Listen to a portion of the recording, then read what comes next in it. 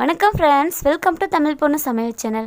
Friends, நீங்கள் இன்னும் நம்ம சேனல் சப்ஸ்கிரைப் பண்ணலைன்னா இந்த வீடியோ கீழே இருக்கிற ரெட் கலர் சப்ஸ்கிரைப் பட்டன் வச்சு சப்ஸ்கிரைப் பண்ணிக்கோங்க.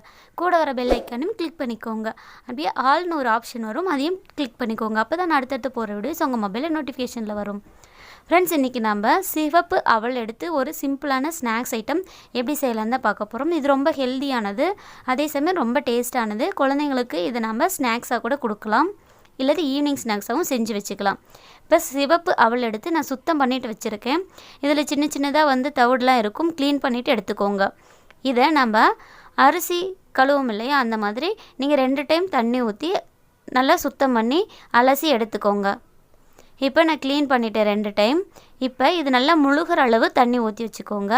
கொஞ்சம் எக்ஸ்ட்ராவும் ஊற்றிக்கோங்க, ஏன்னா இந்த அவல் நல்லா பெருசாகும். ஒரு 5 நிமிஷம் கழித்து நான் எடுத்து பார்க்குறேன், லைட்டாக ஊறி இருக்குது. ஆக்சுவலி இது பார்த்திங்கன்னா நம்ம ஊற்றம், அதாவது ஃபஸ்ட்டு நம்ம போட்ட சைஸை விட 3 மடங்கு சைஸ் பெருசாக ஊறும். அந்தளவு நீங்கள் ஊற விடுங்க.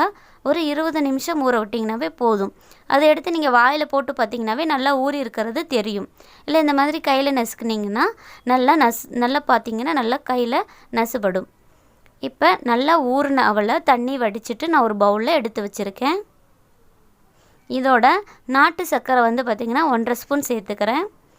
இது உங்களோட டேஸ்ட்டை பொறுத்து நீங்கள் கூடவோ குறைக்கவோ செஞ்சுக்கலாம்.